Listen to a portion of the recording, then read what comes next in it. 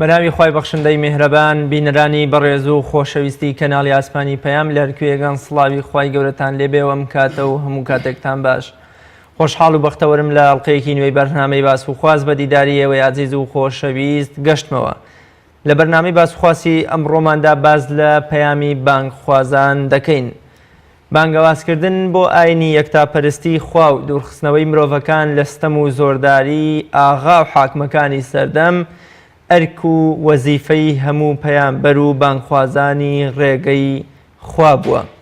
بانگەوازی ژواتە بەکارهێنانی ڕێگەیەکی ئاسان و نەرمونیانانە بۆ کەمەندکێشکردنی دڵ و دەرونی مرۆڤە یاخیەکان بەرەو نووری خوای گەورە. لەوە ئەچێ ئەرکی ڕاستەقینە یام هۆکارەکانی بانگەوازێکی ڕاستەقینەی ئیسلامی ئەوە بێ کە کاتێک ڕۆستەمی پاشای فارسەکان لە ڕوبعی کوڕی عامر دەپرسێ هۆکاری چیە ئێوە وڵاتی خۆتانتان بەرەو ئێران و فارس بەجێ هێشتووە؟ ڕوبعیش دەفەرمێ ئێمە هاتوین جیهاد دەکەین خەبات و ماندووبوونمان هەیە لە پێناو دوورخستنەوەی بەندەکان لە بەندایەتی بەندەوە بۆ بەندایەتی خوا، پاشان لە ستەم و نادادی ئاینەکان بەرەو دادپەروەری ئیسلام و لە تەنگ و چەڵەمە و چەرمەسەری و ناهەمواری دنیاش بەرەو فراوانی ڕۆژی قیامەت. سروشت و تەبیعەتی مرۆڤی ژوا بووە هەمیشە بەرەو ڕێی نالەبار و لاسار هەنگاو دەنێ و هەمیشە سەرکەش و یاخی و مەغرورە و پێی ناخۆشە مرۆڤێکی هاوشێوەی خۆی لە ڕنگ و ڕەگەزدا بانگی بکە بەرەو پەیامی خوا. بۆیە خوای گەورەش پێویستی کردو لەسەر بانگخوازان کە بە زمانێکی سادە بە دڵ و دەروونێکی خۆش بە دڕوویەکی گەش و خۆشەوە بانگی خەڵک بکەن، هەروەکو چۆن فەرمانی بە سەیدنا موسا و هارون کرد کە بۆ لای فیرعەونی ناردن.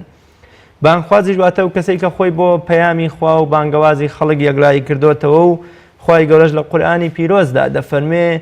کێ لەو کەسە باشترە کە بانگەوازی خەڵک بکا بۆ لای خوای گەورە و خۆشی کردەوە بە قسەکانی بکا و بە شانازیشەوە بڵێ من یەکێکم لە مسلمانان. بۆ قسەکردن لەسەر پەیامی بانگخوازان ڕۆڵ و ئەرکی بانگخواز وەسیفەتەکانی بانگخواز، ڕۆڵی بانگخواز و ئەرکی بانگخواز لەم سەردەمەدا چییە؟ لەم قەیرانەدا بانگخوازان لە ئارامکردنەوەی دڵ و دەرونی خەڵک لە بەخشینەوەی ئومێد و خۆشی بە خەڵک چه ئەرکێکیان دەکەوێتە سەرشان. بۆ قسەکردنی زیاتر لەسەم پرسە میوانداری زۆر بەڕێز مامۆستا وریات تایر زەڵمی بانگخوازی ئیسلامی کردو. مامۆستاگیان زۆر بەخێر بێ و سپاس بۆ ئامادەبوونە. زۆر سپاس بۆ ئێوەش، سپاس بۆ دەرفەتە، سپاس بۆ برانی پشتی کامێرا، سپاس بۆ بەڕێوەبرانی کەناڵی ئاسمانی پەیام و تایبەت ئەم بەرنامەیە زۆر سپاستان دەکەم. زۆر سپاس مامۆستاگیان، زۆر بەخێر بی. وەکو ئەزانی پێ ئەچێ بانگخواز و بانگەواز وەکوڵی لازم و مەلزومی یەک بن بەبێ یەک نایانکرێ، بەڵام بانگخوازە و کەسەیە کە خۆی بۆ بانگەوازی خوای یەکلایی کردوتە با سەرتا بزانین بانگەواز چییە و دواتری دەپرسین حکمەتی بوونی بانگەواز چییە. بسم الله الرحمن الرحيم. الحمد لله رب العالمين والصلاة والسلام على أشرف الأنبياء والمرسلين سيدنا محمد وعلى آله وأصحابه ومن اهتدى بهديه إلى يوم الدين. اللهم أرنا الحق حقا وارزقنا اتباعه وأرنا الباطل باطلا وارزقنا اجتنابه. سەرەتا سپاس و دەستخۆشین بۆ جەنابتان، سڵاو و ڕێز و خۆشەویستیم بۆ بینەران و بیسەرانی کەناڵی ئاسمانی پەیام. خۆشحاڵم لەم بەرنامەیەدا بە پشتیوانی و کۆمەکی خوای پەروەردگار هەوڵە دەین ئەوەندەی کە دەرفەت و ماوەمان هەبێ لە خزمەتی ئەو بابەتەی کە ڕاستی بابەتێک کە زۆر هەڵەگرێ، قسە و باسی زۆر هەڵەگرێ. سەرەتا پێناسەی داعوا بانگەواز ئەگەر ئێمە بگەڕێنەوە بۆ قورئان بۆ فەرمایشتەکانی پێغەمبەری خوا عەلەیهی سەڵات وەسەلام، مەعنا و حەقیقەت و ناوەڕۆکی بانگەواز بریتیە لە بانگکردنی خەڵکی بۆ لای دینی ئیسلام و بۆ لای خوای پەروەردگار، چ بە کردار بێت چ بە گفتار بێ. واتە پێش ئەوەی ئێمە بە گفتار خەڵکی بانگ بکەین بۆ لای ئیسلام پێویستە بە کردار لە خۆماندا ئەومان بەرجەستە کرد بێ، خۆمان بانگخوازێکی فعلی و عەمەلی بین لە ناو خەڵکە بۆ شێوازە بتوانین خەڵکی بۆ لای خوا بانگ بکەین. سروشتی دینی خوای پەروەردگار وهایە کە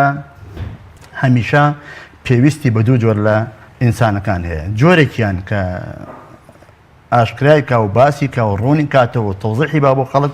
جۆرێکیان کە وەریگرن. یعنی ئەم دووشتە داعی و مەدعو هەردووکیان لازم و مەلزومی یەکترن. ئەوەی کە داعیە کە بانگخوازە خەڵکی بانگکە و ئەوەش کە بانگکراوە کە مەدعووە خەڵکیە ئەوە بەڕاستی لازم و مەلزومی یەکترن. بۆیە حقیقەتی ئیسلام بەرنامەی خوای پەروەردگار پێویستی بەم دوو جۆرە هەیە، یەکێکیان ئەدای کا و نوتقی پێ بکە، یەکیان فەهمی بکە و وەریگرێ و لێی تێبگا. شێخ عەبدولقادر گەیلانی ڕەحمەتی خوای لێ بێ فەرمێ الصدق مع الحق والخلق مع الخلق. یعنی ئێمە چۆن پەیوەندیمان لەگەڵ خوای پەروەردگار تەواو ڕاست و دروست بێ، ئەبێ پەیوەندیشمان لەگەڵ خەڵکی خوا باش بێ. ئەم دووشتە لە ئاستی یەکدان. بۆیە خوای پەروەردگار بەدەیان ئاەت لە زۆربەی شوێنەکانی قورئاندا فەرمانمان پێەکە، فەرمان بە پێغەمبەری خواکە عەلەیهی الصەلاة والسلام ادع إلى سبيل ربك بالحكمة والموعظة الحسنة وجادلهم بالتي هي أحسن. أي محمد صلى الله عليه وسلم بانوازی خەڵکی بکە بۆ لای خوا، بۆ لای پەیامی خوا بە حکمت و دانایی و فەهم و تێگەیشتن و ژیری و بە ئامۆژگاری و بە شێوازێکی جوان و ڕاست و دروست. و لە شوێنی ترا وەکو وایەتی کە لە سەرەتاییان با بڵێن پێشکیەکەی جەنابتا کە باس کرد ومن ئەحسن قولا ممن دعا إلى الله، چی هەیە لەوە باشتر کە خەڵک بۆ لای خوا بان بکەیت. ئەمە پێناسێکی کورتی ئەوەیە کە بەڕاستی دینداری خواناسی بەوە بێ کە ئێمە کۆمەڵێک داعی و بانخوازمان هەبێ خەڵکی بۆ لای دینی خوا بان بکەن. و لە شوێنی تریشدا خوای پەروەردگارە فەرمێ ئێوە کاتێک ئومەتێکی باشە بن، کاتێک ئەگەن ئەو ئاستین کە خوای گەورە شاهیدی چاکەتان بۆ بدا، ئەو کاتێک کە خەڵکی بۆ لای خوا بان بکەن. ولتكن منكم أمة يدعون إلى الخير يأمرون بالمعروف وينهون عن المنكر. وبديان وصدان آياتي لو بابتا لو جورة هيك هان ما ندابو ويكا بانغواز دعوو بانغواز كچن قوريا وخواي پروردگار لبرگريني وقوري او اندش دا قرآن دا باسي كدو ونادني پیغمبراني صلاة وسلامي خوان لسربي كصدو 24,000 پیغمبر هاتون هموي بو رنمايو رنشاندان وهداياتي بشرية ومروفكان هاتون بو إصلاحي كومرغا هاتون بو براسي قرنگا پێش هەموو شتێ ئێمە لە مەعنا و حەقیقەت و ناوەڕۆکی داعوە تێبگەین، پاشان دێنە سەر ئەوەی کە داعوە بە چێکرێت، چێن بانخوازەکان سیفاتەکان چین، ئینشاءڵڵا باسی لێوە بکەین. مامۆستا حکمت لە بوونی داعوە و بانگەواز چییە؟ بۆچی خوای گەورە مرۆڤەکانی وەکو جەنابەت فەرموو کردوتە بە دوو بەشەوە، بەشێکیان خەڵکی بان بکەن، بەشێکی ئەوەیە کە خەڵک بانکراوەکان. حکمت لەوەی بانگەواز و داعوەدانراوە بۆ بەشێ لە مرۆڤەکان چییە و بۆ چییە؟ هەمیشە ئەگەر ئێمە تەماشای مێژووی بەشەریەت بکەین، هەموو ئەوانەی کە لە بەرامبەر پێغەمبەرانە سەڵات و سەلامی خوایان لەسەر بێ، کاتێک کە ئەم پێغەمبەرانە خوای پەروەردگار ڕەوانەی کردوون، پەیامی پێیان ناردوون بۆ ئەوەی ببنە هۆکاری ئیسلاحی مرۆڤایەتی، ببنە هۆکاری ڕێنیشاندەری خەڵکی، هەمیشە لە بەرامبەر ئەمە خەڵکێکی زۆر سەرکەشیان کردووە، لایانداوە، لە ڕێگە لایانداوە، سنووریان بەزاندووە. طبیعەتی ئینسان، سروشتی ئینسان، نفس و دڵ و دەرونی ئینسان وایە هەمیشە هەنگاوانێ بە دوای ئارەزوات و نفس و ئەو شتانی کە نەفس حەزی لێیەکە. ئەوەی خوای پەروەردگار لە سوورەتە لە باسی پێغەمبەر یوسفا فەرمێ إن النفس لأمارة بالسوء إلا ما رحم ربي. ئەگەر ڕەحم و سۆز و میێرەبانی خوانە بێ، هەموو دڵ و دڵێکی ئینسان، فطرەتی ئینسان وایە هەمیشە بە دوای ئارەزواتە ئەڕوا. بۆیە ئەم پێغەمبەرانە کە هاتوون سەڵات و سەلامی خۆیان لەسەر بێ بە پەیامێکی ڕاست و دروستەوە لە ئاسمانەوە کە خوا ناردوێتی، بۆ ئەوەی هەمیشە وریایان بکەنەوە، هەمیشە وشیاریان بکەنەوە، هەمیشە ئاگاداریان بکەنەوە. خوای گەورە و پێغەمبەری خوا فەرمێ إنا أرسلناك شاهدا ومبشرا ونذيرا وداعيا إلى الله بإذنه وسراجا منيرا. أي محمد صلى الله عليه وسلم ئێمە تۆمان ناردووە بۆ ئەوەی هەم مژدە دەربی بە خەڵکی، مژدە دەری بەچی؟ مژدە دەری بەو بەهەشتەی کە خوا بەڵێنراوە بە ئیمانداران، بە ناز و نیعمەتەکانی باش، بە ڕەزامەندی خوا، بە خۆشبەختی و سەعادەت و بەختەوەری قیامەتی هەمیشەیی، و هەروەها ترساندنی مرۆڤەکان لەوەی ئەگەر لەم دنیایە ئەگەر ڕێگای خراپیان گرت، ڕێگای خواریان گرت، لایاندا لە سنوور لایاندا، ئەوە ئەو دنیاشیان تێئاچن. بۆیە شاعرێکی فارس دەڵێ دەرئین دنیا، شاعرێکی فارس دەڵێ وا بزانم منە دەرئین دنیا کەسی بێغەم نەباشد، ئەگەر باشد بەنی ئادەم نەباشد. نابێ ئێمە هەمیشە بێخەم و دابنیشین وا بزانین کە ئیتر هەموو شتێکمان یەکلا کردوێتەوە. بۆیە پێویستە هەمیشە هەموو غەمی ئێمە چی بێ؟ قیامەت بێ. داعی بانخوازەکانە بێ هەموو غەمی خەڵکی بخۆن بۆ قیامەتیان، چونکە ئەم دنیاە کاتیە کۆتایی پێدێ ئەبڕێتەوە. ئەبێ ئەمە هەمیشە خەممان بێ. پێغەمبەری خوا عەلەیهی سڵات وسەلام لە قیامەتیشا هەموو ئینسانەکان بە پێغەمبەرانیشەوە هەموو هاوارەکەن نفسی نفسی، بەڵام ئەو هەرە فەرمی ئومەتی ئومەتی، لەوێش خەمی ئومەتەکەیەتی. بۆیە ئەسڵی داعوە و بانگەواز بۆ ئەوەیە کە خەڵکی وشیار بکرێتەوە، خەڵکی ئاگادار بکرێتەوە، بترسێنرێ و مژدەشی پێ بدرێ بەهەشت و بترسێنرێ بە جەهەنەم و ناڕەحەتیەکانی. وتا کە بانخوازیش کە پێغەمبەری خوا یەکەمین داعی و بانخواز بووە، خواهی گەورە پێ فەرمێ وداعيا إلى الله تۆ یەکێکی لەوانەیە کە خەڵکی بۆ لای خوا بانگ بکەی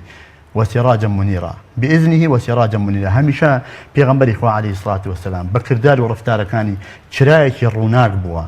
خەڵکیش بە دوای ئەو ڕووناکیان ڕۆشتون کەواتەمانسا بانگخواست کێ ئەمە زانیمان بانگەواز چییە و حکمت لەبوونی بانگەواز لە ژیانی مرۆڤەکاندا چێکەواتە و کەسش کە ئەم بانگەوازە هەڵەستێ بەم بانگەوازە پێگوتێ بانگخواست کێ و بە کێ دەگوترێ بانگخواست بانگخواست ئێمە بەڕاستی کە باسی بانگخواست ئەکرێ نابێ یەکسەر وەهم و خەیاڵ و داڵغەمان بڕوا بۆ لای کەسێکی دیاریکراوە سەر و سیمای وایە علم و سەقافەت و تێگەیشتنی وایە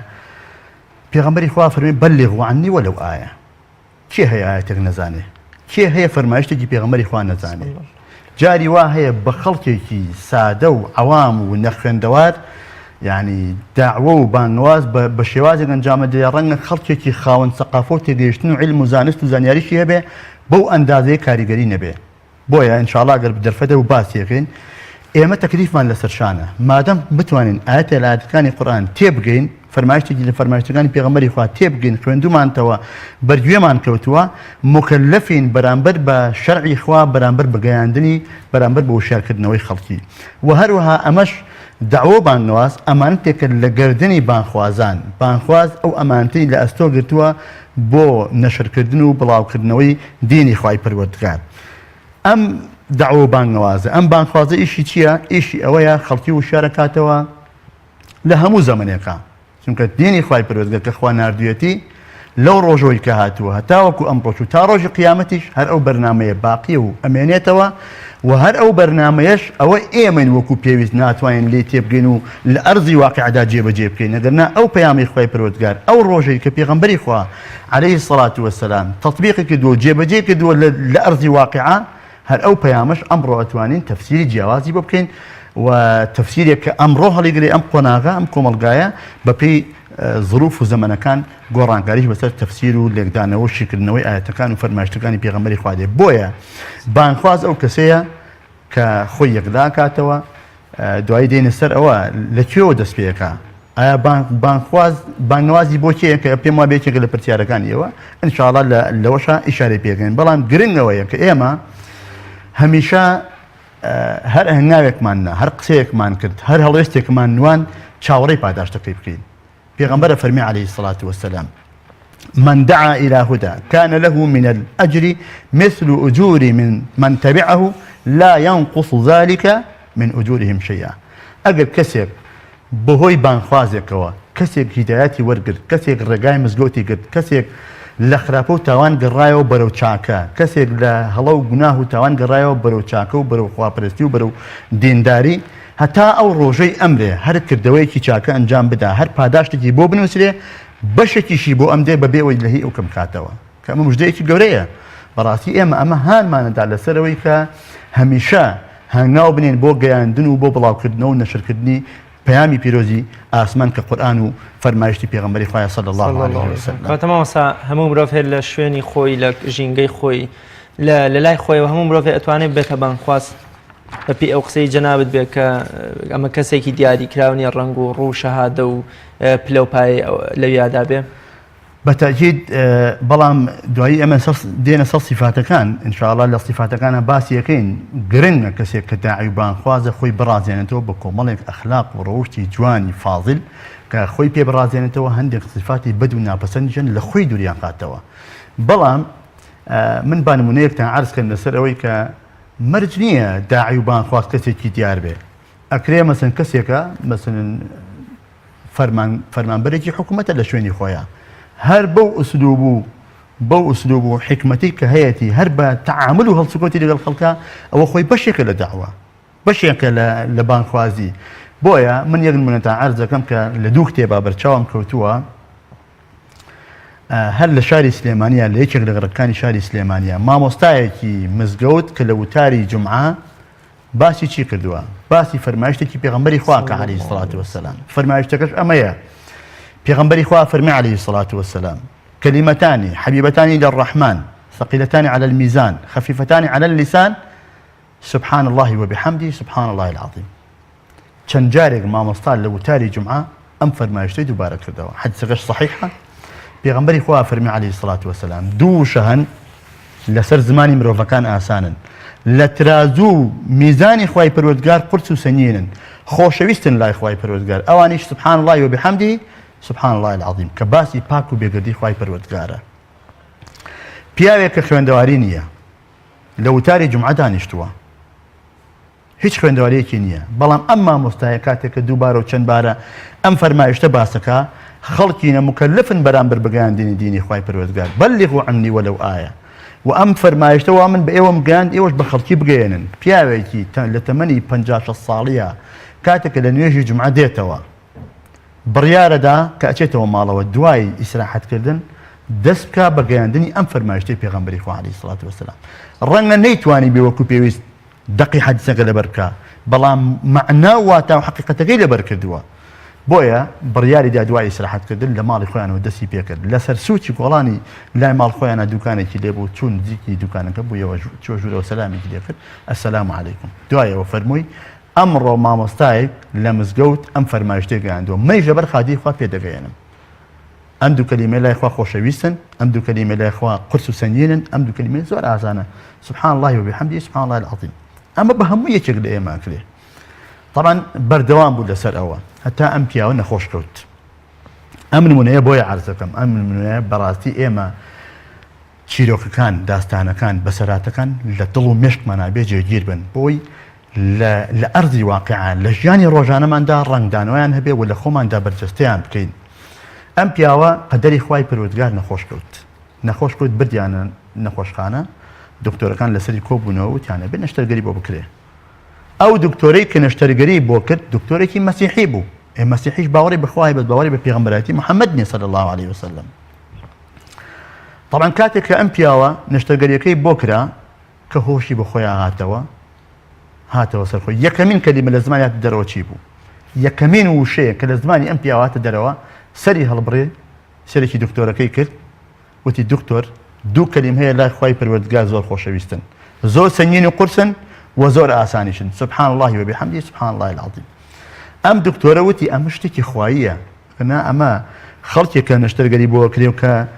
یەکەمین شتێکە لە زمانی دێت درۆ هاوارکردنە هەندێجار جنێودانە هەندێجار قسەی ناشرینە پەلاماردانە بەڵام ئەم پیاوە فەرمایشتێکی پێغەمبەری خوا بەیانەکە بۆیە ئەم دکتۆرە کە مەسیحیشە ڕاستەخۆ دەڵێ ئەشهەدو ئەن لا ئیلاهە ئیلا الله و ئەشهەدو ئەنە محەممەدە ڕەسوول الله کەوابوو دعوە بانگەواز مەرجیە کەسێک بێ بانخوازێک بێ شان و باڵی وا بێ و علم و سەقافە و تێگەیشتنی وا بێ ئەم پیاوە خوێنەواریشی نییە بەڵام بەهۆیەوە پیاوێک کە دکتۆرای هەیە و دکتۆرە و خەڵک چارەسەرەکە لەسەر دەستی و ئیمانی هێناوە کەوابوو ئەمە تێمانەگەیەنێ لەسەر ئەوەی کە دعوە و بانگەواز مەرج نییە خەڵکێکی دیاری کراو بێ نمونەی تری قورئانیش هەیە ئەگەر دەرفەت هەبێ باسی بکەم خوای گەورە باسی پەبوو سڵەیمانەکە هۆدهۆد بە زمانی قورئان پێوترێ هۆدهۆد طبعا حەزەتی سولەیمان سەلامی خوای لەسەر بێت لە زمانی هەموو باڵندەکان تێگەیشت کاتێک کە سەرژمێری هەموو سەربازەکانی خۆیەکە سێریانەکە ئەبینێ پەبوو سڵەیمانە غایبە هەڕەشەی لێەکە بۆ ئەوەی کە ئەگەر هاتەوە ئەبێت تەعزیبێکی وای بکەم ئاەتەکە باسیەکە یان سەری ببڕم یان تەعزیبێکی وای بکەم کە جای تشتی وا دووبارە نەکاتەوە بەڵام کاتێک ئەم پەبوو سڵەیمانە کە دێتەوە لەسەر چۆک بەرامبەر پێغەمبەرێکی لە پێغەمبەرانی خوا ئەوەستێ پێغەمبەری خوا عەلەیهی سڵات وەسەلام زۆر بە گەورەی باسی پەبوو سڵەیمانی کردووە ئەفەرمێن لە هەر شوێنێکیش پێگەشتن مەیکوژن لەبەرەوە یەکێکە لە داعیەکانی خوا یەکێکە لە داعیەکانی ئیسلام یەکێکە لەو داعیانەی کە بەهۆیەوە کۆمەڵگایەک نەتەوەیەک گەلێکی گەورە ئیمانیان هێناوە طبعا کاتێک کە دائەنیشێ بەرامبەر بە پێغەمبەر سولەیمان دەڵێ قال ئەحەطت طبعا كاتك كداني بيش أو يمهر شيء خيبك قال أحط بما لم تحط به وجئتك من سبأ بنبأ يقين تحداي شيء تحداي بيغمبري لبيغمبراني خواك دلين من لشوينك وديموا هوالك يقرين مقورن بيه قومي خريكي خوار برستنن تو بيغمبري خواي مكلفي برامبر بويكا بڕی بۆ لایەن داوایان بکەی بانوازیان بکەی بیریان بخەیتەوە کە خوایەک هەیە خالقی ئەرز و ئاسمانە و شایستەی پەرستنە طبعا بەهۆی ئەم پەبوو سڵەیمانەوە پێغەمبەر سولەیمان ڕێگاگرێتە بەر دەچێ بۆ لایەن چەند جارێک نامەگۆڕینەوە دوایی خۆی سەردانیانەکە و بانگیشیانەکە و هەمووشیان ئیمان دێرن ئەمە چی هۆکارەکەی بوو پەبوو سڵەیمانەیە کەوا بوو داوە و بانگەواز بەڵێ بە زۆرێک لە خەڵکی ئەکرێ دیاری نەکراوە کە کۆمەڵک لە چین و توێژێک دیاری بن هیچ دیاری نەکراوە کە ئەبێ مامۆستایەکی ئاینی بێ عەمان بەسەر بێن نەخێر هەموو یەکێک لە ئێمە مکەلەفین بەوەی کە پەیامی خوای پەروەردگار بگەێنین بە ئەندازەی توانا و لیاقە و تێگەیشتن و سەقافە و فەهم و حکمەتی خۆمان. سیفەتەکانی کەسی بانخواست چین؟ پێویستە کەسی بانخواست چه سیفەتێک تیا ڕنگ بداتەوە؟ بێگومان پێویستە پێش هەموو شتێک کەسێک کە بێوێ بانخواز بێ ئەگەر بتوانێت ئەم سیفاتانە لە خۆیدا جێبەجێ بکە باشتر پێئێگا خۆشی باش پێگا و ئەشتوانێ خەڵکی تێگەێنێ و پێیان گەێنێ. یەکێک لەوانە پێش هەموو شتێک پێویستە کەسێکی زۆر دڵسۆز و بە ئیخلاص بێ. هەر هەنگاوێک کە ئەینێ لە پێناوی خوای پەروەردگار بێ. هەر شتێک کە ئیخلاصی تیا بوو دڵسۆزی تیا بوو بۆ خوای پەروەردگار بوو ئەو خوای پەروەردگار بێشک بەرەکەتی تێیەکە. کاتێک کە پرسیارەکرد لە فوزەیلی کوڕی عیاض ڕەحمەتی خوای لێبێ چ کردەوەیەک لای خوا وەرەگیرێ و نادرێتەوە بە ناوچاوی خاوەنەکەیە قبوڵەکرێ لای خوای پەروەردگار فەرمووی کانە ئەخلەصه و ئەصوەبه. ئەخلەص واتە ئیخلاصی تیا بێ ئەصوەب واتە مطابق و مقارنەی بکەی لەگەڵ چیا لەگەڵ قورئان و سنەتی پێغەمبەر عەلەیهی سڵات وسلام کەوابوو یەکەمین صیفەتێک بۆ داعی و بانخواز پێویستە ئیخلاصە با بینی خۆی و خوای پەروەردگار چاک بکە بە تەئکید ئەو هەنگاوەی کە ئەینێ ئەو قسەی کە ئەیکا بەرهەمیە بێ نەتیجەیە بێ ئەنجامێکی باشێ بێ خەڵکی گوێ بۆ بگرێ. خاڵێکی تر کە زۆر گرنگە بۆ بانخواز بریتێ لە تەواضع و کەمزانین. پێغەمبەری خوا عەلەیهی سڵات وسلام لە یەکێک لە فەرمایشتەکانیان لە باسی تەواضع فەرمێ هیچ پێغەمبەرێک خوای پەروەردگار ڕەوانەی نەکردووە ئیلا مەگەر شوانی کردووە. عەرزیانگەری پێغەمبەری خوا تۆ شوانیت کردووە؟ فەرمی بەڵێ منیش هەندێک جار مەڕم لەوەڕانەوە بۆچێ بۆ قورێشیەکان و لە بەرامبەریا پارەیەکم وەرگرتووە. من تواضع لله رفعه الله. کاتێک کە من باسی تەواضعەکەم بۆ خەڵک ئەبێ ئەو تەواضع لە خۆمان جێبەجێ بکەم. کاتێک کە باسی وەکەم خەڵکینە ماڵەکانتان ببەخشین هیچ ماڵی ببەخشین کەم ناکە ئەبێ خۆشم ئەو ڕێگایم گوتبێتە بەر کە دوایی دێمە سەرەوەی کە یەکێک لە صیفاتەکانەوەیە قودوەی حەسەنەیە کە بەڕاستی ئێمە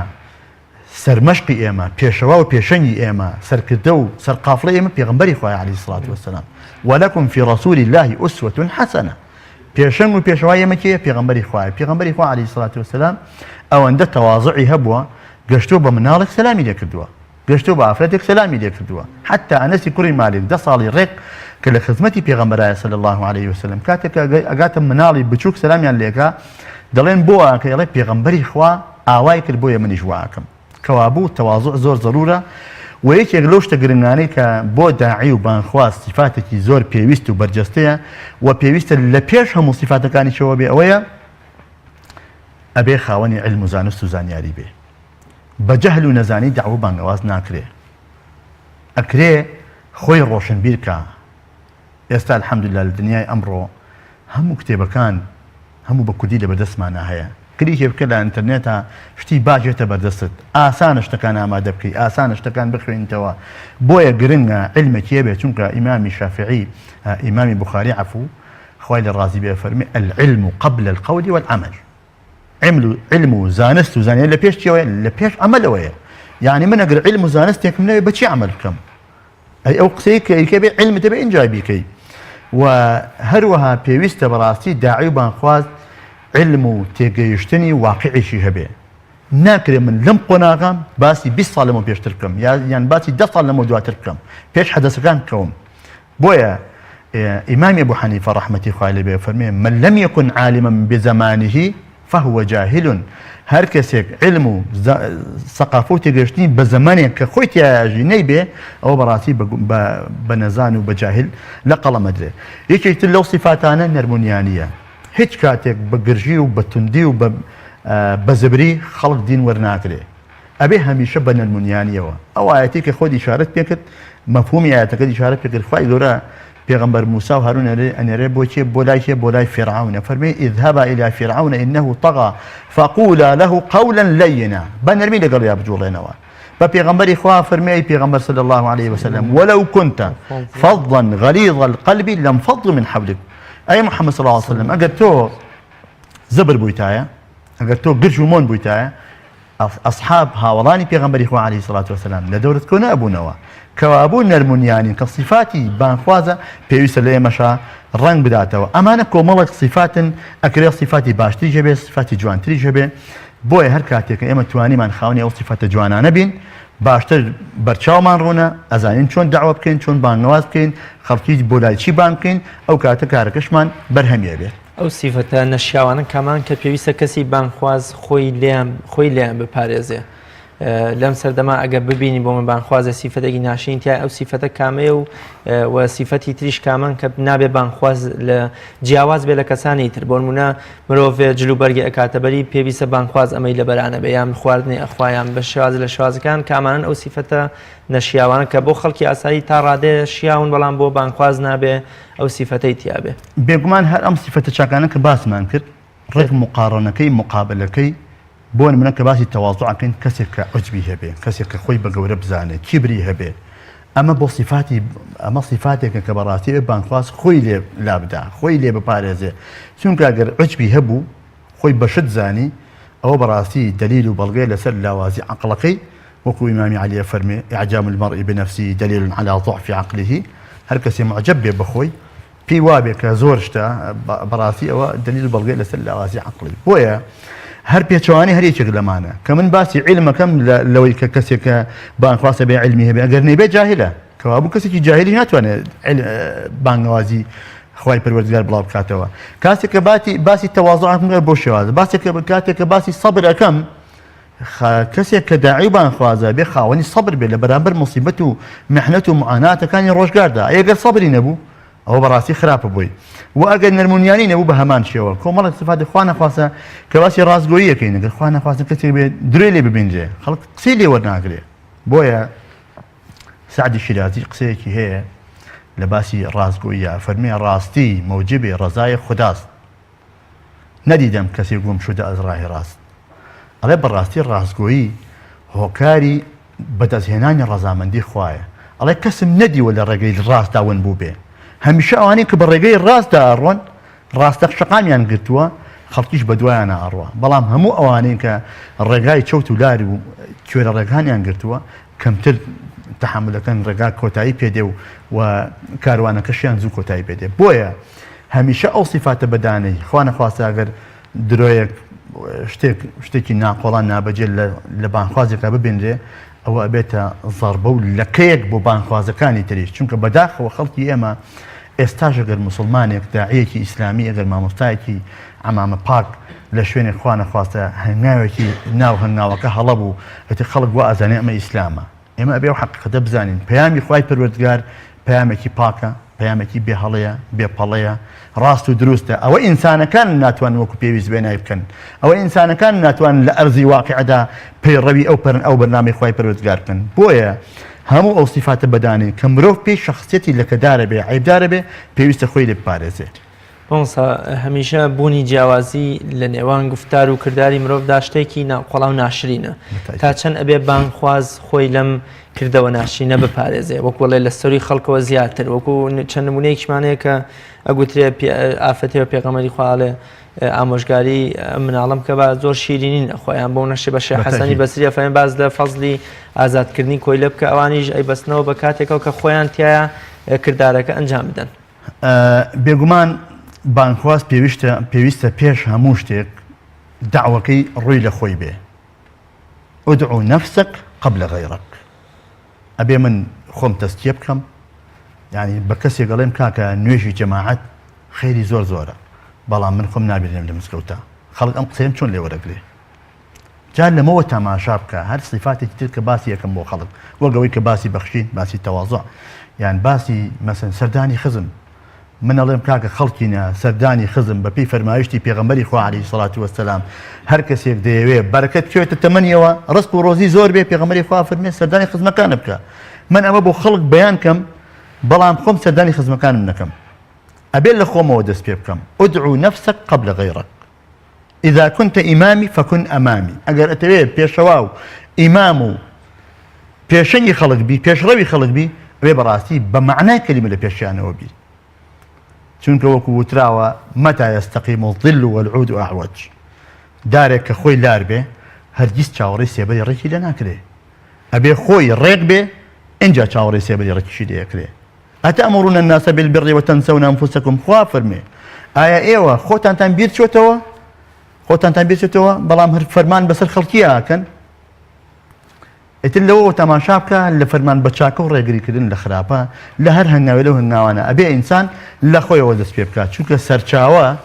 سەرچاوە ئەگەر لێڵ بوو هەموو ئەو جۆگانی کە لێ ئێبنەوە هەر بە لێڵی ئەڕوا بەڵام ئەگەر سەرچاوەکە ڕووناک بوو ڕۆشن بوو لێڵی پێوە دیار نەبوو لە هەر شوێنێک کۆ بڕۆ ئەوواوە هەر بە ڕووناکی ئەڕوا بۆیە پێویستە لە پێش هەموو شتێکدا خۆی پاک کاتەوە تەستی خۆی بکە خۆی بژار بکە لە صیفاتە بەد و ناپەسەندەکان خۆی بڕازێنێتەوە بە ئەخلاق و ڕەوشتە جوانەکان و پاشان هەنگاو بنێ بۆ بەرامبەری و بۆ دەوروبەری خۆی زۆر باش مامۆستا پرسم ڕۆڵ و ئەرک و وەزیفەی بانگخواست چییە چه ئەرک و وەزیفە و ڕۆڵێکی هەیە کە جیاکاتەوە لە خەڵکی ئاسایی و لە خەڵکی دیکە هەمیشە ئێمە ئەبێ ئەگەر کەسێکمان بینی گونا و هەڵە و تاوانێکی کرد ئەوەندەی کە توانامان هەیە قدرەتمان هەیە وەکو پێغەمبەری خوا فەرمی عليه الصلاة والسلام من رأى منكم منكرا فليغيره بيده فإن لم يستطع فبلسانه فإن لم يستطع فبقلبه وذلك أضعف الإيمان هەمیشە ئێمە ئەبێ خەمخۆری خەڵک بین هەمیشە ئەبێ وشیاریان بکەینەوە هەمیشە ئەبێ بانخوازەکان همە و ینی مهمەی کاریان بیرخستنەوەی خەڵکی بێ سەردانکردنی خەڵکی بێ بە عەمەلی ینی بۆ نمونەیەکە عەرزکەم ئەگەڕنەوە پیاوێک هەموو ڕۆژێک کە بە بازار بە کوچەیەکان ڕۆشتووە بە کۆڵانێکە بە بازارێکان ڕۆشتووە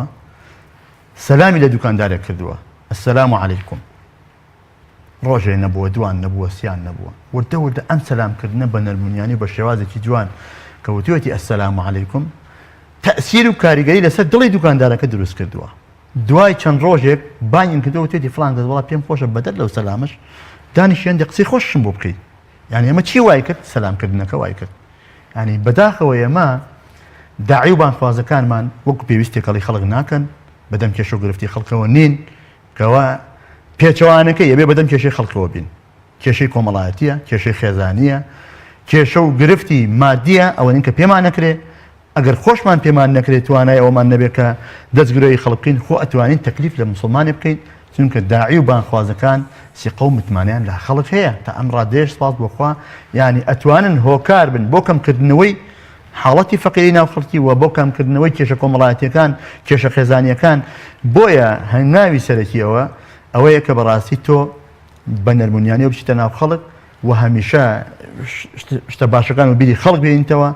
خوای پەروەردگار بە پێغەمبەری خوا فەرمێ ئەگەر تۆ يا أيها الرسول بلغ ما أنزل إليك من ربك أي محمد بويك إيما بيمان داوي وحي مان بوكردوي تبليغي خلقيبك هو أقر واد نكد فإن لم تفعل فما بلغت رسالته هو أقر تو واد نكد أما ببيغمبري خواه فرمي كخوشويستي خوايا كهيج كسيك شان نادا تشاني بيغمبري خواه خوشويستي الله إخواه لدنيا دا لقيامتي شان يكمين شتيك يكمين كسيك قبر بوي ولا بيت دروتيه بيغمبري خوايا یەکەمین کەسێک کە دەرگای باشتی بۆ کرێتەوە پێغەمبەری خوای عەلەیهی سەڵات وەسەلام تەواوی پێغەمبەران سەڵات و سەلامی خوایان لەسەر بێ هانا ئەبن بۆ ئەو بۆ شەفاعەتیان بۆ بکات بۆ خۆیان بۆ ئومەتەکانیشیان ئەمە گەورەی ئەو پێغەمبەر دەرەکات بەڵام لەگەڵەوەشدا خوای پەروەردگار ئەفەرمێ فإن لم تفعل فما بلغت رسالته ئەی محەممەد ئەگەر تۆ ئەم پەیامەی خوات نەگەیان ئەوە بەڕاستی مقەسیری ئەوە بەڕاستی پێویستە بە خۆتا بچیتەوە بۆیە ئێمەیە کە شوێن کەوتی پێغەمبەری خوان عەلەیهی سەڵات وەسەلام ئەولاتر پێویستە و هەمیشە بە بەرچاوڕوونیەوە چونکە خوای پەروەردگار فەرمێ قل هذه سبيلي أدعو إلى الله على بصيرة أنا ومن تبعني أي أفرمي أي محمد بيان بڵێ کەسێکە دەیەوێت داوا و بانگنەواز بکە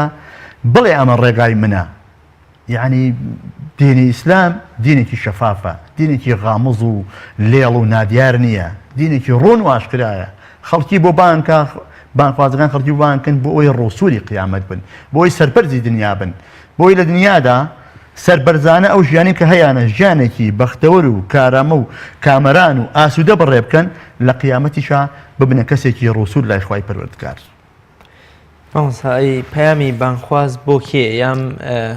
بانخواز ئەیەوێ خەڵک بەرەو چی بانکە بۆ لای کێ بانگیانەکە بۆ چه هەدەف و ئامانجێ خەڵک بانکە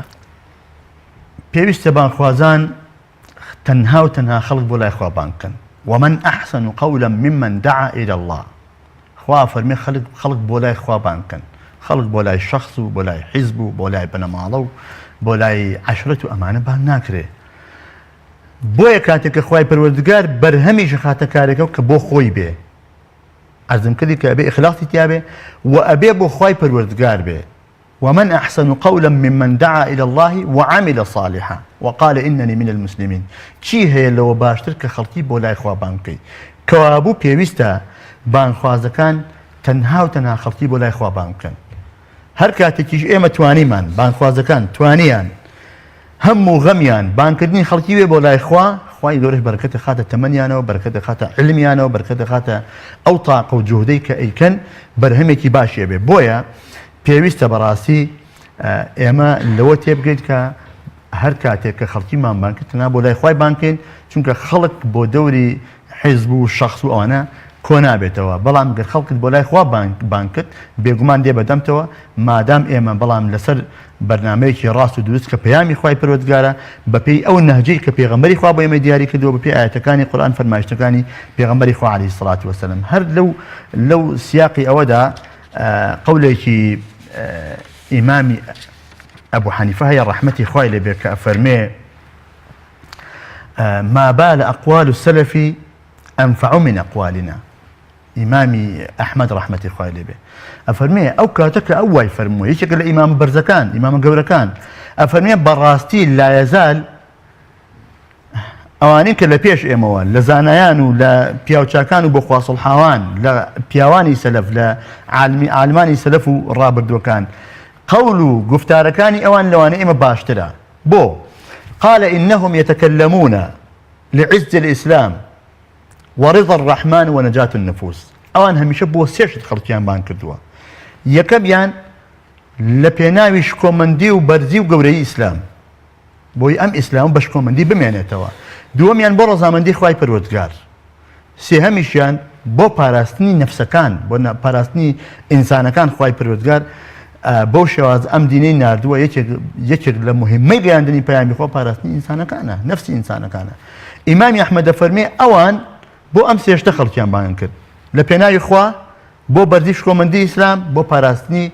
نەفسی ئینسانەکان بەڵام ئەفەرمێ ونحن نتكلم لعز أنفسنا ورضا الخلق وطلب الدنيا يعني تماشا بکە کە ئیمامی ئەحمەد ئەو سەردەمە وای فەرمووە کە ڕەنگە لەگەڵ ئەم سەردەمە ئێمە زۆر جیاوازتر بێ ئەبێ ئێمە لەم سەردەما چی بڵێن ئەڵێ ئێمە خەڵکی بانکەین لعز أنفسنا بۆ شخصیت و کەرامەتی خۆمان بەداخەوە يعني وای لێ هاتووە داعی و بانخوازەکانمان بۆ وەکو پێویستکاریگەریان نییە يعني ئەوەی کە ئەیڵێ ئەمڕۆ تۆ مامۆستایەک کەوتارە خوێنێتەوە خەڵک یەکسەر تەماشا عەمەلیەکە کە باسی پەروەردەیەکی ڕاست و دروستەکەی بۆ خەڵک تەماشای پەروەردەی ڕاست و دروستی ماڵ و خێزانی خۆتەکە چۆن پەروەردەت کردوون خێزانەکە چ جلێکی لەبەرایە مناڵەکانت شێوازی تەعاملیان هەڵسوکەوتیان بۆیە فەرمێ ئێمە لعز أنفسنا ورضا الخلق بەداخەوە خەڵک ئەمڕۆ کە قسەکان لە پێناوی ئەوەی کە خەڵکێک لێ هەڵنەستێ کە خەڵکێک لێ ڕازی بێ کە خەڵکێک ئەشەمبیلای بۆ بکە وطلب الدنيا بۆ بەدەستهێنانی دنیاش هەنگامەناوە ئیمامی ئەحمەد دەفەرمێ ئەم جیاوازی ئەوان لەگەڵ ئێمە بێگومان جیاوازی ئیمامی ئەحمەد و سەردەمیش لەگەڵ ئێمە زۆر جیاوازترە بۆیە بەڕاستی ئێمە بێ هەمیشە خەڵک بۆ لای خوا بۆ لای پەیامی خوا هەر لەم ڕۆژەیە یان بوون هەر لە سەردەمی ئیمامی عەلیا بگرین لە پاشتر و لە پێشترا لەوە چە سەدام بۆ چوون و دەنگ و ئاڵا هەبوو بێ هەمووشی بۆ وای حساب کردەوە وای باس کردەوە کە بانگی خەڵکەکەم بۆ لای خوا و بۆ ڕێگەی خوا چۆن ئێمە ڕێگە ڕاستەکە سیرات المستەقیم بدۆزینەوە قورئانی پیرۆزیان فەرمودەکانی پێغەمبەری خوا مەرج و نیشانەکانی ئەم ڕێگە ڕاستیان دیاری کردووە هەر لەم سەردەمەشدا لەوە چێ هەزارەها گروپ و مەزهەب و حیزب و بۆچوونی جیاوازە بێ بە ناوی خوا و بۆ خوا بانگەکەن ئێمە ئیشارەمان بەوە کرد کە بانکردنی خەڵک بۆ لای خوا زۆر گەورەیە لای خوا تەنانەت ئەو شەخسەی ئەو کەسەی ئەو مرۆڤەی کە ڕێگای هیدایە دەگرێت لە دوای ئەوەی کە جۆهدێکت کردووە کەسێک لە ڕێی تۆ ئیمانی هێناوە باوەڕی هێناوە ڕێگای ڕاستی کردووە حەچی کردەوەی چاکە ئەنجامەدا تا ئەو ڕۆژەی وەفاتەکە پاداشتەکەی بۆ تۆ دێ ئەمە هەندەرە بۆ ئێمە چونکە خوای پەروەردگارە فەرمێ پێغەمبەری خوا عەفوە فەرمێ إن الله وملائكته وأهل السماوات والأرض حتى النملة في جحرها وحتى الحوت ليصلون على معلم الناس الخير. أفرمين براستي خواي پروردگار فريشتكاني آسمان أهل آسمان وزوي حتى أو ميروليك لناو حجرو جوركاني خياندان وحتى أو حوت نهنك لناو درياكاندان هموي تشيكا ليصلون على معلم الناس الخير هموي دعاكا أبارينوا بوكسيكا هناوي ناوى وهناو دني بقسو قفتاري برفتاركاني بهلويستكاني خلقي بولاي ديني خوابانكا بويا من بيموايا ديني خواي پروردگار وكو أرزم كردي أم بيامي خوا بو همو سردميكا في كل مكان وزمان بو همو زمان كان بو همو شوين كانيشا بلام إيما بيويستا تفسيري نويو ليقدانوي شيكرنوي تازمان هبه چ بۆ قورئان و چ بۆ فەرمایشتەکانی پێغەمبەری خوا عەلەیهی سڵات وەسەلام ڕەنگە شتێک لە کوردستانی ئێمە لە بەشە باشووری کوردستانی ئێمە گونجاو بێ باسی بکەین بەڵام ڕەنگە لە بەشی ڕۆژهەڵات گونجاو نەبێ ڕەنگە لە باکوور و لە ڕۆژئاوا گونجاو نەبێ بۆیە ئێمە بەڕاستی بە بەراورد لە شوێنەکانی تر سپاسی خوای پەروەردگارەکەین کە ئەمڕۆ داعیەکی زۆر لە کوردستانە بوونیان هەیە و جێدەستیان دیارە و بەڕاستی هۆکار بن بۆ ئەوەی کە خەڵکی وشیار بێتەوە خەڵکی باش و خراپی خۆی لێک جیا بکاتەوە هەمووشی هۆکارەکەی گڕێتەوە بۆ ئەو جوهد و بانبوونەی کە بانخوازان و مامۆستایانی ئاینی هەنگاویان بۆ ناوە مامۆستا لەم قەیران و دۆخەنە هەموارەدا بانخوازانی ئێمە چ ئەرک و وەزیفە و ڕۆڵێکیان کەوێتە سەرشان یامە بێت چۆن پەیامێکیان هەبێ هیچ نەبێت دڵ و دەروونەکان ئارامکەنەوە ئومێد و خۆشی و ئاسوودەییە بە خەڵک ببەخشن خەم و ناڕەحەتی و ناهەمواریەکان لە لای خەڵک بڕەوێنەوە بێگومان هەمیشە ئەبێ بانخوازان هۆکار بن بۆ ڕەواندنەوە و نەهێشتن و دوورخستنەوەی ترس و دڵڕاوکیە و نائارامی لە ناو ئینسانەکانە لە ناو مرۆڤەکانە ئێمە چی بکەین بۆ ئەوەی کە مرۆڤەکان بەختەوەر بن چه هەنگاوێک برین چی بکەین و چۆن بکەین ئێمە بەس ئەوەندە مکەلەفین لەسەر گەیاندنی دینی خوای پەروەردگار مکەلەف نین بۆی کە خەڵک باوەشمان بۆ کاتەوە ڕێگای هیدایەت دەگرێ یان نایگرێ سید قوتب ڕەحمەتی خوای لێبێ قەولێکی فەرمێ بەڕاستی دڵی مرۆڤەکان هیدایەتدانیان یا گومڕاکردنیان لە شەئن و لە توانا و لە تاقە و لە جۆهدی هیچ کەسێکدا نییە با ئەو کەسە پێغەمبەری خوش بێ یعنی پێغەمبەرانیش نەیانتوانی و بە زۆر ئیلا ئەبێ کەسێک هیدایەت وەرگرێ وەتەن لە باسی ئەبوو تاالبە پێغەمبەری خوا پێی خۆشە ئیمان بێنێ بەس یەک جار بڵێ لا ئیلاهە ئیلا الله بۆی شەفاعەتی بۆ بکات تا خوای پەروەردگار ئاەتی بۆ ئەنێرێ ئینەکە لا تەهدی من ئەحبەبتە ولكن الله يهدي من يشاء پێغەمبەری خوا عەلەیهی سڵات وەسەلام بەدڵحەزی کردووە کە ئەبوو تاالب کە داڵدەیەوە پشتیوانی کردووە هاوکاری بۆ بەدڵ پێی خۆش بوو کە پێغەمبەری خوا عەلەیهی سڵات وەسەلام کە ئەبوو تاالب هیدایەت وەرگرێ بەڵام ئەم هیدایەتە چونکە بەدەستی ئەوە نییە بەدەستی خوای پەروەردگارە خوای پەروەردگاریش بیەوە هیدایەتی هەر کەسێکدا ئیدا بەڵام ئەو جوهد و ماندووبوونە لەسەر ئێمەیە ئەبێ هەنگاو بنین هیچ مبەڕێک نییە بۆ ئەوەی کە بانخوازەکان دانیشن ئیمامی سیوطی ڕەحمەتی خوای لێبێ فەرمێکی ئەفەرمێ وجوب الاستمرار على الدعوة إلى الله بەردەوامە بێ دەعوە بانگەواز بەردەوام بێ ئەگەر ئێمە ئەم جیلەش نەمێنێ جیلێکی ترێتە پێشەوە سپاس بخوا لە ئەمڕۆی دنیای تەکنەلۆژیا و علم و سەقافە و تێگەیشتن گەیشتۆتە ئاستێک کە دەعوە بانگەواز ئاسانتر بووە ئێستا کە من و تۆ لێرە قسەکەین لەم کەناڵە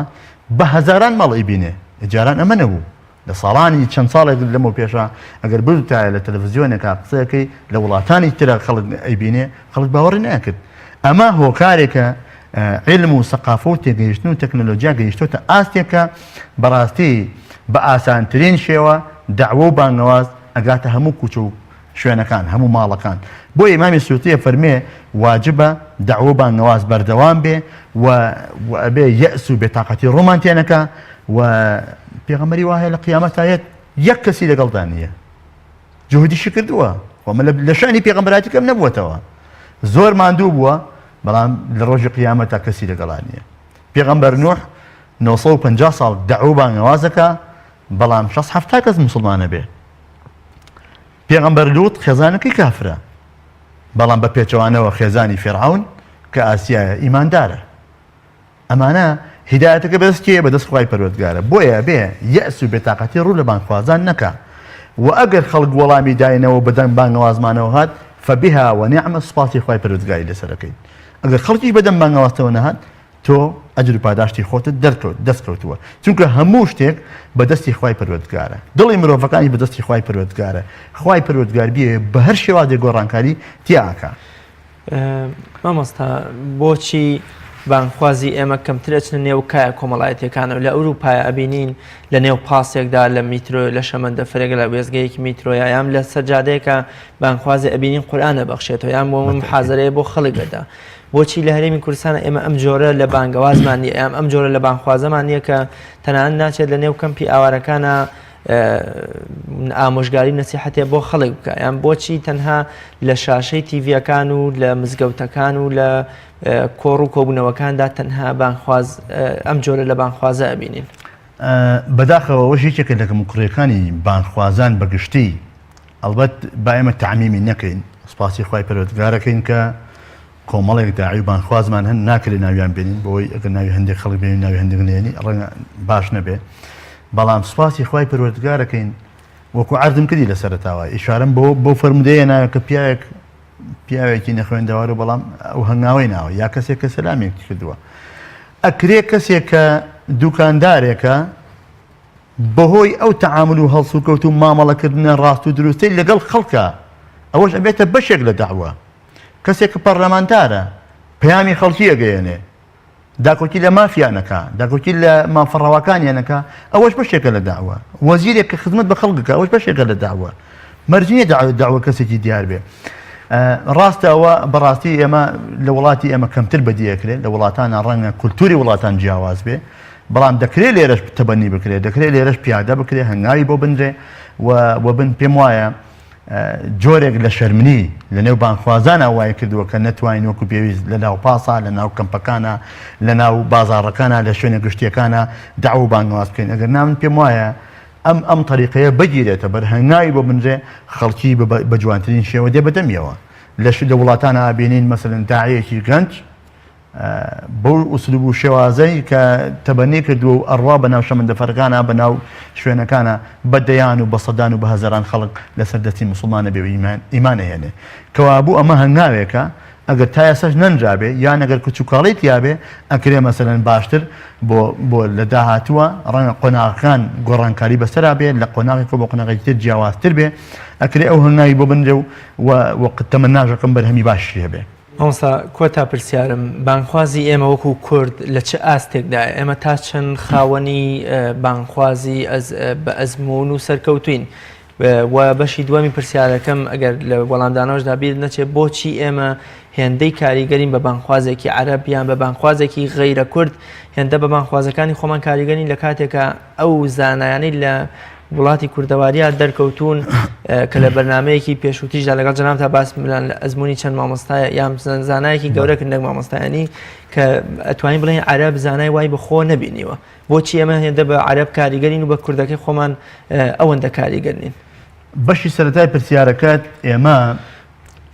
مقارنە بەراورد بە بەشە کوردستانەکانی تر بۆ نمونە کوردستانی گەورە لە ڕێکەوتنی شومی سایکسبی کۆل لە 1960 کە کراوە بە چوار بەشەوە بەشێکی بەر کوردستان با بڵێن عێراق کەوتووە بەشێکی سووریا تورکیا ئێران بە بەراورد بە بەشە کوردستانەکانی تر کوردستانی عێراق بەشی باشوور ئەتوانم بڵێم زۆرترین بانخوازمان هەیە کاریگەرترین بانخوازمان هەیە سوپاسی خوای پەروەردگارەکەین ئێستا تەماشای کەناڵەکان کە و تەماشای بۆنەوە مناسبەکان کە داعی و بانخوازی زۆر باشی تێدایە و وەعیەکی باش لە ناو خەڵکی کوردستانە هەیە یعنی مقارنە بە شوێنەکانی تر الحەمدوللا خەڵکێکی زۆر ڕووی لە ئیسلام کردووە هەمووی ئەگەڕێتەوە بۆ جوهد و مانوبوونی ئەو داعی و بانخوازانەی کە لە وڵاتی خۆمانە هەیە بۆ ئێمە معجەبین یان خەڵکی ئێمە بۆ معجەبە کاریگەری لەسەر دروستەوێ بەهۆی بانخوازانی دەرەوە بانخواز عەرەبەکان ئەوەش ئەگەڕێتەوە بۆ ئەوەی کە بەڕاستی هەندێکی بەداخەوە هەر گڵی دوور دەرمانە ینی هەر ئەوەیە هەندێکی ئەوەیە گەرنا ئەو بانخوازە چاوی کە لێرە هەیە هەر ئەوەیە کرد لەوێژەیە خۆی من لە نزیکەوە نایانناسین ڕەنگە هەر لە شاشی تەلەڤیزیۆنێک بینی بێتمان بەڵام با لە شوێنی ئەوانیش کەم نەکەینەوە کەسێکی وەکو محەممەد عولەیفی وەکو عەمر موسا وەکو نازانم ئەو پیاوە گەورانەی کە دەرەکەون و وتاریانەیە محازەرەیانەیە خەڵک دەوریان کۆ بێتەوە خەڵک لەسەر دەستیان ئیمانیانێ مسلمان نەبێ بەڵام ئێمە بەڕاستی ئەم تەقلیدە هەر باوە لەناو ئێمە هەمیشە بە خەڵکی غەیری خۆمان معجەبین کە ئەمەش خراپە بەڕاستی ئەمە خراپە ئەتوانم بڵێم لە کوردستانی ئێمە ئێستا بانخوازی وای تێدایە